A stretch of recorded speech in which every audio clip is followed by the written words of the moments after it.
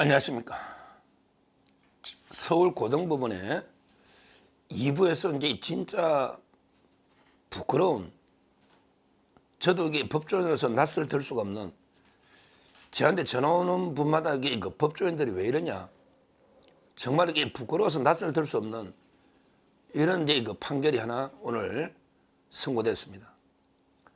이재명이가 1심의 위정교사 무죄 김동연 판사 만큼 이게 충격적인 판결이 서울고등법원 2부에서 나왔습니다.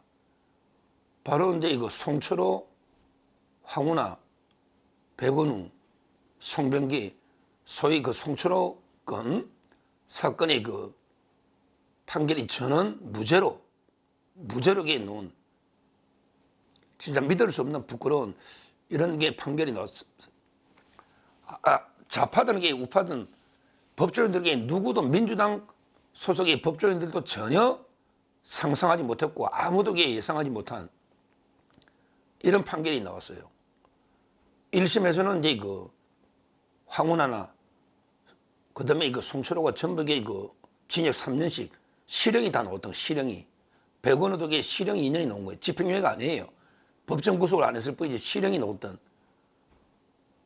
그래서 이제 대다수 청와대 대통령실에 그때 6, 7개 모든 부서가 동원되기 때문에 한 3, 4명 빼고 대다수 유죄 나왔던 15명 중에 이런 데 사건에서 저는 이게 무죄가 나왔다.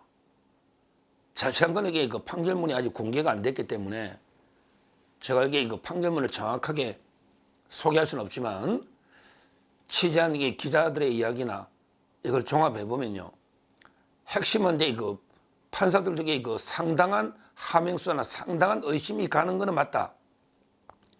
그러나 합리적 의심이 없는 확신이 들 정도로 입증이 안 됐다. 합리적 의심이란 말 쓰긴 써죠. 합리적 의심이 없는 확신, 이래 유죄가 되는데 그 단계는 아니고 상당한 의심이 들긴 하다. 핵심은 그건데요. 근데 이거는 말장난이죠. 판사가 봐주려면 합리적 의심이 더는 확신이 없다고 해버리는 거고, 봐주려면. 그건 말장난입니다, 솔직히. 판사 마음이니까. 근데 이 판결을 보면서 제가 한 2가지만 절차하고 실체면, 절차면하고 실체면에서 2가지만 지적하면요. 일단 이게 절차면에서 2000년 초에 2000년에 기소된 사건이에요. 2000년에. 근데 김미리부터 얼마나 끌었습니까? 그래서 이제 지금 2005년, 5년이 지났어요. 5년. 과연 이렇게까지 지연된 재판이 놓여야 되는 이 선거법 소송입니다. 2부, 6부, 7부가 선거법 소송인데 2부의 설범식, 이번에 광주 고등법원장으로 갔죠. 설범식. 그 다음에 이상주, 이원석, 3명의 판사인데 선거법 사건이 5년 걸린다는 게 이게 말이 되냐. 황운하는 임기 다 채우고 다시 비례까지 조국 때 이제 원내대표하고 있는 이런 이제 지체된 정의, 이 문제를 먼저 지적하고요. 그 다음에 실체적으로 판결이 정당하냐 안 하냐. 제가 1심 판결을 다 봤기 때문에 이거는 누구도 유죄를 의심한 사람이 좌파 변호사 중에도 없었거든요.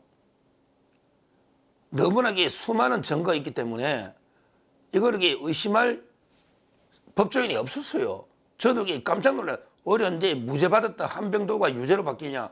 왜? 임동호를 새로 정의심을 했기 때문에. 임동호가 이제 송철하고 경쟁자거든요.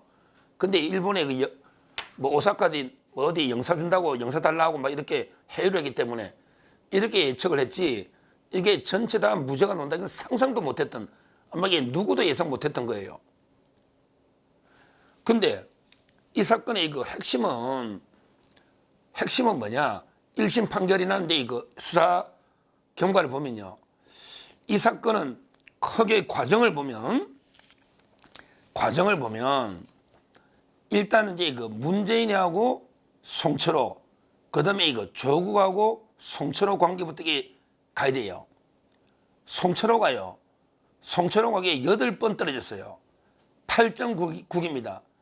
송철호가 8번 떨어져가지고 그때 문재인이가 뭐라 했냐면 이게 실제 울산까지 옛날에 2014년에 울산까지 울산 남구을 보궐선거할 때 2014년에 문재인이가 그때 2014년에 그때 울산까지 내려와가지고 토크 콘서트도 할 정도로 이게 송철호를 좋아했어요. 그러면서 이게 바보 노무현보다 더 바보 송철호다. 노무현이가 이게 부산에 3번 떨어졌는데 송철호는 8번 떨어졌다. 이래 이게 지원해 줘야 된다. 이 문재인이가 주범인 거예요. 그리고 이게 그 밑에 바로 조국이에요. 조국은요. 조국은 이게 송철호하고 어떤 관계냐. 옛날에 2012년에 송철호가 또 중국에 국회 나올 때 그때 조국이가 후원회장하고 선거대책본부장까지 2개를 했어요. 12년에. 그 다음에 2013년에는 또 이게 송철호가 남구을에 노니까 또 조국이가 후원회장을 했어요. 조국이가 송철호의 후원회장을 2번 하고 그 다음에 2012년에 선거대책본부장까지 하고 이게 한마디로 이게 문재인, 조국, 송철호는 정말 이게 바보 노무현보다 더한 형제처럼 이게 끈끈한 이런 관계예요. 근데 9번째 송철호가 이게 선거 노니까 문재인 입장에서는 이게 어떻게든 수단 방법 안 가리고 청와대의 모든 조직을 동원해가지고 이게 그 당선시켜라. 그래가 경쟁자 경선이게 되니까 경쟁자부터 이게 임동호부터 자리를 줘가지고 이게 경선을 안 붙인 거예요. 그리고 이제 그 한병도 산재병원이나 이런 이게 공약도 만들어 준 거예요. 그리고 결정적으로 이게 김기현 사건을 이게 딱 하명 수사를 해가지고 이제 그 김기현 뭐 예를 들어 출범식 하거나 선거 사무실 이런 게 결정적인 고비마다 수사를 해가지고 이게 그 하명 수사를 해가지고 이제 김기현 후보를 떨어뜨리려고 했던 정말 이게 그 시대의 공작입니다. 시대의 공작. 제가 수사와 1심 판결을 보면 여기에 그 하명 수사만 먼저 보면 이게 중요하니까 하명 수사의 첩보 보고서를 쓴 사람이 누구다? 이게 문혜주입니다. 이번에 집행유예를 받았죠. 민정실의 문혜주 이 자각의 첩보 보고서를 김경희가 이런 게 범죄가 있다. 다 짜고 쓰는 거죠. 문혜주. 이자의 직수상관이 백원우입니다. 백원우가 2년을 받았죠. 그 다음에 백원우가 조국이한테 보고하고 조국이는 임종석과 문재인하고 상의했겠지요. 이렇게 첩보 보고서가 문혜주, 백원우, 조국, 그 다음에 임종석, 문재인을 올라간 거예요. 그러면 이제 이거 황운한데 울산에 하명수사 지시하려면 이거는 이게 반부패 비서관실입니다. 박형철이죠. 박형철도 이제 이거 집행유예를 받았어요. 그래서 이제 역으로 내려올 때는 박형철 반부패 비서를 통해서 황운한데 보내서 압수해라. 김기현을 이게 수사해라. 이 과정이 적나라하게 1심 판결과 수사 기록에 나옵니다. 이 문혜주가 첩보 보고서를 처음 쓴 행정관이 요때예요. 그때 울산에 왔다 갔다 자료를 수집해야 되잖아. 거기에 2명이 왔다 갔다 한 거예요. 울산에. 바로 이제 그 정문석 씨하고 그 다음에 이거 백재영 씨라고 있습니다. 많이 들어봐서 백재영 특감반에. 이분이 극단적인 선택 기억나시죠? 그냥 고래고기 핑계로 울산에 계속 그 하명수사 공작을 해야 되니까 거기에 2명이 2인 1조로 내려가가 명목은 이게 고래고기 뭐 수사한다면서 근데 이분이 수사를 받다가 압박을 못 견디고 극단적인 선택한 게 백재영 씨입니다. 다 기억나실 거예요. 이런 식으로 하나하나게 증거가 완전히 뭐 산을 덮고 바다를 메울 정도로 증거가 차고 넘치는데 도저히 2심 판결은 뭘 근거로 그 무죄가 나오는지 도저히 저로서는 납득할 수가 없고 여기에 극단적인 선택으로 안타까운 죽음 이 윤석열 대통령이 최측근이었거든요. 백재영 특감반은 이분이 김태우하고 제가 여러 취재를 해보고 김태우 그때 그 공익 우리 신고자 있잖아요. 구청장 하고 제가 통화해서 많은 걸 취재했는데 아무도 이게 납득을 못해요. 납득을. 아마 그 판사가 봐주려고 뭐 그 당시에 그 울산에 뭐 민주당 예를 들어 윤모 씨가 있다. 이 사람 말을 이게 못 믿겠다. 뭐 이런 식으로 이게 방송에 떠드는 모양인데 법정에서. 근데 그게 1심에서 다 신빙성이 나오거든요. 이게 손바닥으로 하늘을 가리지 그 수많은 게 민정실의 실무 특감반부터 위에까지 그리고 조국하고 임종석에 대해서는 다시 수사해라고 재기수사까지 떨어지가 수사한 이런 게 수많은 관련자가 대통령실의 모든 대통령실의 조직이 움직인다는 게 말이 안 되잖아요. 이게 한 명의 힘으로 되는 게 아니잖아요. 이게 문재인, 임종석이 빼고는 설명이 안 되잖아요. 이게 어떻게 무죄가 나올 수 있는지 저는 납득이 안 돼요. 우리나라 이 법치가 아마 이게 정권이 워낙 지금 윤석열 정권 대통령이 구속되고 힘드니까 판사들이 눈치 보면서 좀 이게 돌아선 게 아닌가 이런 의심이 들 정도로 도저히 납득이 안 되는 판결입니다.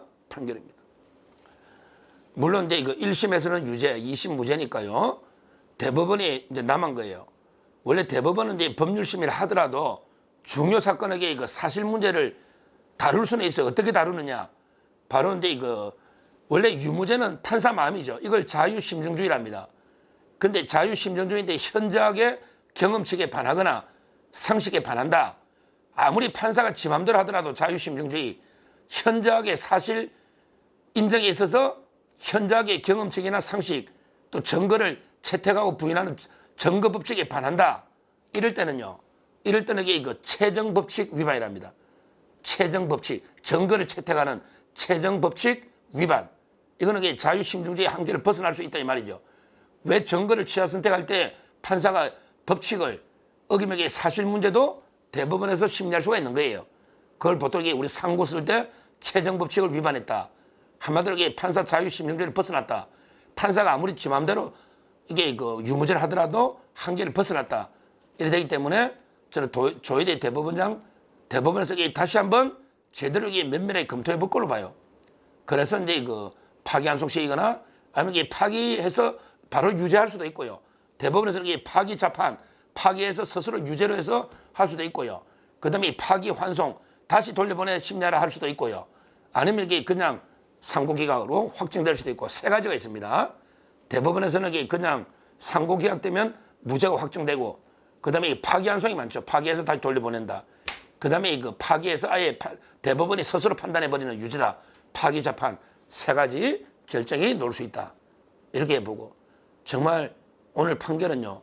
제가 판결문을 정확하게 보지 않은 것은 제가 인정하더라도 이제까지 1심 판결과 수사 그 다음에 누구도 이걸 유죄를 의심한 사람이 아무도 없었거든요. 그 점에서 그 최악의 사법기관 부끄러운 판결이 나왔다. 이렇게 보고 대법원은 빨리 판결을 바로잡아야 되겠다.